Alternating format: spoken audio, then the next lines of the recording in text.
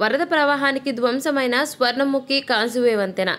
ఎగువ ప్రాంతాల్లో భారీ వర్షాలు పడినప్పుడల్లా స్వర్ణముఖి నదిలో భారీగా వరద ప్రవాహం పెరిగి బాలరెడ్డిపాలెం, గంగన్నపాలెం గ్రామాల మధ్య ఉన్న స్వర్ణముఖి కాజువే వంతెన మునిగిపోతుండటంతో తరచూ రాకపోకలకు తీవ్ర అంతరాయం ఏర్పడుతుంది.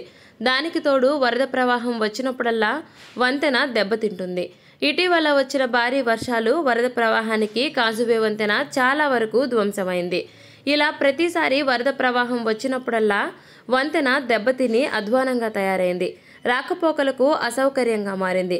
గత ప్రభుత్వ హయాంలో వచ్చిన వరదల కారణంగా బాలరెడ్డిపాలెం గ్రామం తీవ్రంగా నష్టపోయింది. ఆ సమయంలో సాక్షాత్తు అప్పటి రాష్ట్ర ముఖ్యమంత్రి వైఎస్ జగన్మోహన్ రెడ్డి స్వర్ణముఖి నది పొర్లుకట్టను పరిశీలించేందుకు రావడం జరిగింది. అంతేకాకుండా ఆ సమయంలో నిర్మాణానికి నిధులు మంజూరు చేస్తున్నట్లు ప్రకటించడం జరిగింది. కనీసం నిధులు విడుదల కాకపోవడంతో వంతెన మరుగున పడిపోయింది. ప్రస్తుత ప్రభుత్వమైన వంతెనకు కృషి చేయాలని తీర ప్రాంత ప్రజలు కోరుతున్నారు.